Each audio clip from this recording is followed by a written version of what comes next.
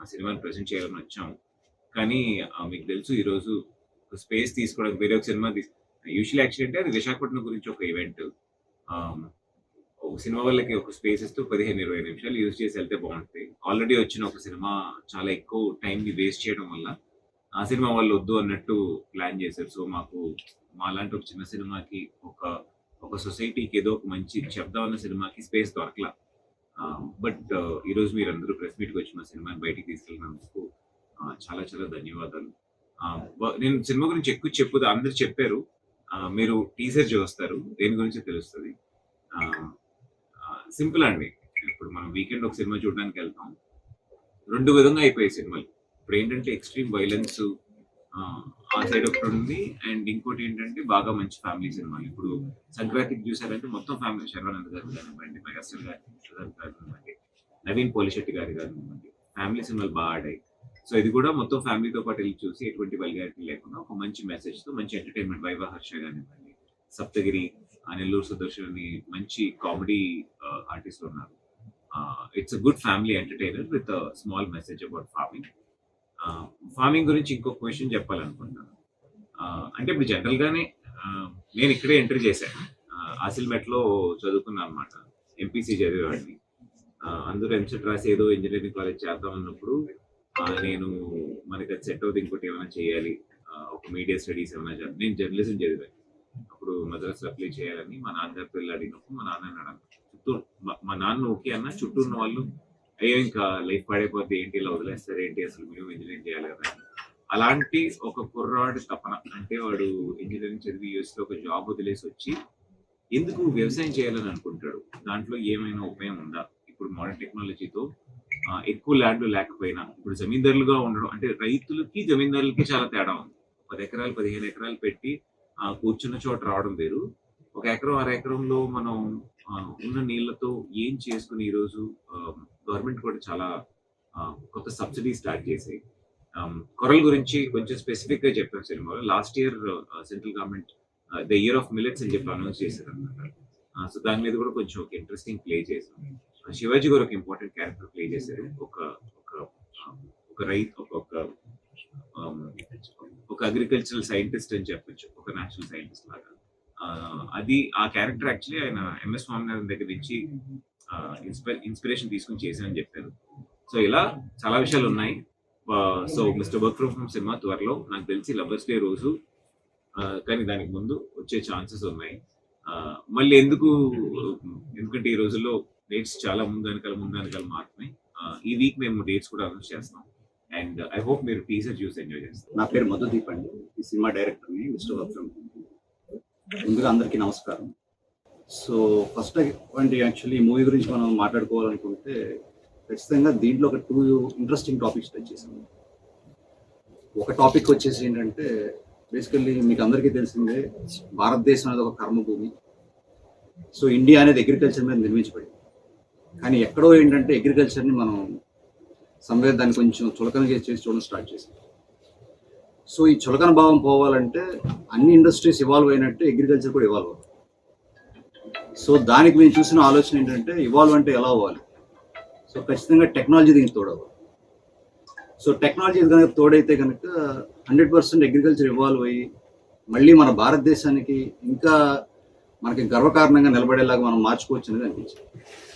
Somewhere ఎక్కడో అవుతున్నాయి కానీ ఇంకా ఇంటెన్స్గా అవ్వట్లేదు అనే పాయింట్లో నేను నా ప్రొడ్యూసర్ యాక్చువల్లీ వర్కౌట్ చేస్తాను. సో ఈ వర్కౌట్ చేస్తున్న ప్రాసెస్లో సమ్వేర్ ఆయన సాఫ్ట్వేర్ ఇండస్ట్రీ నుంచి రావడం వల్ల ఆయన వర్క్ చేస్తున్న టెక్నాలజీస్ని దీంట్లో ఇంప్లిమెంట్ చేస్తే ఎలా ఉంటుందనే ఆలోచన బాగా వర్కౌట్ అయిందని. సో అగ్రికల్చర్ అనేది ఇవాళ బేసిక్ ప్రాబ్లం ఏంటంటే, ఈ మనుషులతో చేసే అగ్రికల్చర్ వల్ల గిట్టుబాటు కావట్లేదని మాకు మేజర్ కంప్లైంట్ వచ్చింది. అసలు మనిషే లేకుండా అగ్రికల్చర్ మనం చేయొచ్చు. ఐ మీన్ ఎలా అంటే మనిషి సపోర్ట్ లేకుండా. ఫర్ ఎగ్జాంపుల్ మనం ట్రాక్టర్ పెట్టి దున్నాలంటే ఖచ్చితంగా ఒక మనిషి కావాలి. కానీ మనం కనుక టెక్నాలజీ అప్లై చేస్తే, మనం ఏదైతే మన భూమికి ఉన్న డైమెన్షన్స్ ఉంటాయో ఆ డైమెన్షన్స్ కనుక మనం ఆల్గారిథంగా క్రియేట్ చేసి ఆ టెక్నాలజీకి ఇవ్వగలిగితే, అది ఎగ్జాక్ట్ అదే డైమెన్షన్స్లో మనిషి లేకుండా అదే ట్రాక్టర్ దున్నుతుంది.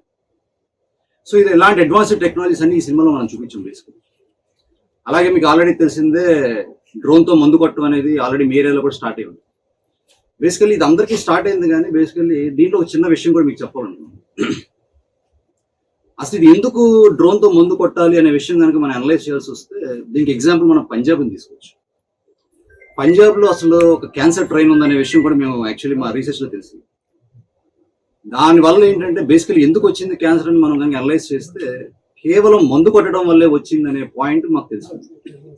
అక్కడ రైతులు చేతులతో మందు కొట్టడం వల్ల అదంతా పీల్చి వాళ్ళు క్యాన్సర్ బారిన పడుతున్నారు. సో దాన్ని కంట్రోల్ చేయడానికి ఏం చేయాలనే ఆలోచనతో డ్రోన్ పుట్టుకొచ్చింది. సో ఈ డ్రోన్తో కనుక మందు చల్లితే అసలు మనిషి అవసరం లేకుండానే అన్ని ఎకరాలకి అదే సాగు చేసి మందు కొట్టేలాగా చేస్తుంది. సో ఇలాంటి ఇంట్రెస్టింగ్ టాపిక్స్ చాలా విషయాలు తీసుకొస్తూనే ఇంకొక చిన్న విషయం దీంట్లో ఎలా ఇంక్లూడ్ చేసామంటే, జనరల్గా మనకి భూమిలో సారం లేదంటే కనుక మనం ఏం చేస్తామంటే ఈ భూమిని రియల్ ఎస్టేట్కి ఇచ్చేయడం, లేకపోతే జస్ట్ క్యాజువల్గా అమ్మేయడం చేస్తాం. కానీ సారం లేని భూమిలో మనం ఎందుకు అమ్మాలి? అమ్మేస్తే ఏమవుతుంది? జనరల్గా ఒక లంసమ్ అమౌంట్ వస్తుంది. ఆ అమౌంట్ ఎప్పటికీ ఏంటంటే మనకు బ్యాంక్ ఇంట్రెస్ట్ అనిపిస్తుంది, లేదంటే మన ఖర్చులకు ఉపయోగపడదు. కానీ ఒక భూమి అమ్మేయడం వల్ల అది ఇచ్చేది మనకి ఎప్పటికీ లైఫ్ టైం అయితే కాదు, ఖచ్చితంగా ఏదో రోజు అది అయిపోతుంది. సో ఈ భూమిని అమ్ముకోకుండా సారం లేని భూముల్లో కూడా మనం మిల్లెట్స్ పండించవచ్చు. సో మిల్లెట్స్ ఏంటంటే ఎలాంటి భూములైనా పండుతాయి అనే టాపిక్ కూడా దీనిలో డిస్కస్ చేస్తాం.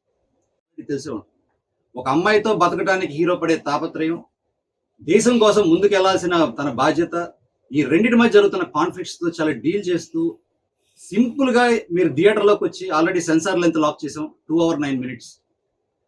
లోపలికి వచ్చిన దగ్గర నుంచి బయటకు వెళ్ళేంత వరకు మీ మొహంలో చిరునవ్వు పోకుండా చాలా ఆనందంగా ఆహ్లాదంగా బయటకు వచ్చేటప్పుడు చిన్న ఆలోచనతో బయటకు వస్తుంది. ఆ ఆలోచన ఖచ్చితంగా ఇవాళ కాకపోయినా రేపైనా ఎల్లుండైనా మీ ఇంట్లో సమస్య రావాలని నేను కోరుకోవట్లేదు, కానీ ఒకవేళ వస్తే గనక ఆ సమస్య ఖచ్చితంగా ఈ సొల్యూషన్ మీకు ఉపయోగపడుతుంది.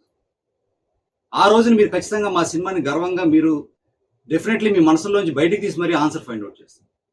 సో ఇంత చెప్పడానికి కారణాలు, ఇంత డిస్కషన్కి ప్రాబ్లం ఏంటంటే బేసికల్లీ నాకు ఒక చిన్న ప్రాబ్లం కూడా ఉంది. బేసికల్లీ ఏంటంటే 93లో నేను నార్మల్గా చదువుకుంటున్న రోజుల్లో, నాకు తెలిసి అరౌండ్ 93 ముఠా మేస్త్రి అని ఒక సినిమా రిలీజ్. చిరంజీవి గారి సినిమా సూపర్. అసలు చిరంజీవి గారు అంటే అప్పట్లో అసలు మీకు అందరూ కట్అవుట్లు, మా యాక్షన్ మాది ఏలొద్దు. సో ఈ కట్అవుట్లు, ఈ హడావుడి అన్ని చూసుకున్న తర్వాత సినిమా చూసాక వన్ ఫైన్ డే మా నాన్న ఏదో టాపిక్ లో డిస్కషన్కి వచ్చి ఏమవుతారంటే, నేను కూడా ఎమ్మెల్యే అవుతాలే, ఎమ్మెల్యే అయితే మంచి చేయొచ్చు కదా సమాజానికి, చిరంజీవి గారు ఆ సినిమాలో చేశారుగా అంటే మా నాన్న కొట్టాడు, అది నీకు పిచ్చిగా ఎక్కువ ఇందాలని. ఆ టాపిక్ యాక్చువల్లీ కంటిన్యూగా మా నాన్నతో చెప్తూనే ఉండేవాడు. సో నాకు మెచ్యూరిటీ లేనప్పుడు ఏంటంటే మా నాన్న కొట్టి తిట్టి మార్చేవాడు. ఎప్పుడైతే నాకు మెచ్యూరిటీ రావడం స్టార్ట్ అయిందో మా నాన్న అనేవాడు, మన దగ్గర అంత డబ్బులు లేవురా, ఎమ్మెల్యే అవ్వాలంటే డబ్బులు కావాలి కదా అని చెప్పాడు. సరే ఇదేదో తెగేలా లేదులే అని చెప్పేసి ఏదో ఆ కింద మీద పడుతూ మ్యారేజ్ వరకు వచ్చాను. మ్యారేజ్ బిఫోర్ మా వైఫ్తో మాట్లాడితే ఛాన్సే లేదు అసలు అని చెప్పేసి మా వైఫ్ మొహం వేసింది. సర్లే పెళ్ళా కన్విన్స్ చేద్దాంలే అని చెప్పేసి ఇంకా ఇప్పటికీ నేను కన్విన్సింగ్ స్టేజ్లో ఉన్నాను. సో ఒక ఎమ్మెల్యే అవ్వాలని ఒక కోరికతో పుట్టిన ఒక నేను నాలాంటోడు సమాజానికి ఏదో ఒకటి చెప్పాలి. అట్లీస్ట్ నేను ఎమ్మెల్యే అవుతానా అవునా నాకు తెలియదు, కానీ అవ్వాలని అయితే నేను మనస్ఫూర్తిగా ఎవరికి ట్రై చేస్తున్నా. ఈ అవ్వాలన్న ప్రాసెస్లో ఎప్పుడైతే ఇది లేట్ అవుతుందో ఖచ్చితంగా ఈ ప్రాసెస్ని, ఈ గ్యాప్ అంతా సమాజానికి ఒక మంచిది ఇవ్వాలండి. ఎందుకు ఇవ్వాలి అంటే, భారతదేశంలో పుట్టడం అనేది ఒక గర్వకారణం. మనం ప్రౌడ్ టు బి ఇండియన్. భారతదేశంలో పుట్టిన ప్రతి ఒక్కడు భారతదేశానికి తిరిగి ఇవ్వాలి. ఇచ్చిన రోజు భారతదేశం చాలా గర్వంగా ఉంటుంది, ఎందుకంటే మన కర్మభూమి, ఇక్కడ భగవంతుడు తిరిగిన నేల. ఈ భూమిలో పుట్టిన ప్రతి ఒక్కడు ఖచ్చితంగా సొసైటీకి తిరిగి ఇవ్వాల్సింది. అందరూ నలుగురితో నారాయణలాగా ఒక పద్ధతిలో వెళ్ళిపోతూ ఉంటాం. ఇప్పుడు మన పక్కన ఒక పంట వేసాడంటే అదే పంట మనం రిపీట్ చేస్తాం, లేదంటే ఊరందరూ కలిసి మెజారిటీగా ఉంటే రెండు పంటలు ఉంటాయి. అసలు నీ నేలకి ఏ పంట కరెక్ట్? ఇప్పుడు నువ్వు వేసిన పంట నువ్వు కరెక్ట్గా నీ చేతికి వచ్చే టైంకి నీకు వాతావరణ పరిస్థితులు ఎలా ఉంటాయి? సో ఈ వాతావరణ పరిస్థితుల వల్ల నువ్వు ఏ రకంగా ఎఫెక్ట్ అవబోతున్నావు? సో ఇవన్నీ ఏంటంటే ఖచ్చితంగా డీల్ చేసి చాలా అద్భుతమైన ఆన్సర్ ఇచ్చింది. నాకు ఇంకా ఆడియన్స్ క్లోజ్ గా ఉంటారని నాకు అనిపిస్తుంది. అంటే voice is also very important for actor. Director sir already చాలా చెప్పేశారు, బట్ ద పాయింట్ ఇస్ నేను కూడా అగ్రికల్చర్ బ్యాక్గ్రౌండ్ నుంచి వస్తున్నాను. అంటే తాత అలా కాకుండా ఇప్పుడు కూడా నా ఫాదర్ అగ్రికల్చర్ లో ఉన్నారు. So it's film that is very very close to my heart. And చెప్పే కాన్సెప్ట్స్ కూడా మనకి చాలా కనెక్ట్ అవుతుంది, కావాలని అనిపిస్తుంది. ప్రాక్టికల్ గ్రౌండ్ లో చూసేటప్పుడు నాట్ జస్ట్ ఫిల్మ్, నాకు కూడా యాక్చువల్లీ అది కావాలి ఇండియాలో అని అనిపిస్తుంది. So that is a main point. And also fun element కి, కామెడీకి, హ్యూమర్ కి, ఎమోషన్స్ కి ఏం తక్కువ లేదు. చాలా క్యూట్ లవ్ స్టోరీ, చాలా చాలా చాలా క్యూట్ లవ్ స్టోరీ. అండ్ అందరూ బ్లష్ అవుతారు, ఫీల్ అవుతారు, and when people separate also. It's all practical questions. మన ఆ ఏజ్ లో ఒక పార్ట్నర్ ని వెతుకుతున్నప్పుడు డిసైడ్ చేసేటప్పుడు వచ్చే క్వశ్చన్స్, ప్రాక్టికల్ గా వచ్చే క్వశ్చన్స్ చాలా కనెక్ట్ అవుతారు. అంటే ఆ కన్ఫ్యూజన్ కి ఆన్సర్ ఇవ్వడం కాకుండా వి మేక్ పీపుల్ థింక్ చేసిన తర్వాత వాళ్ళు they can take their own decision. So that's a very important point. Whole గా మంచి సినిమా, ఫీల్ గుడ్ సినిమా, but definitely also giving back to the society, not just fun. నా పేరు అరవింద్ మండెం అండి. Mister work from home movie నిర్మాతని. ముందుగా సభకు విచ్చేసినటువంటి అందరికీ మా ధన్యవాదాలు. సో మేము ఇక్కడికి వచ్చిన కారణం ఏంటంటే మా మూవీ ఇప్పుడు అతి త్వరలో మీ ముందుకు రాబోతుంది.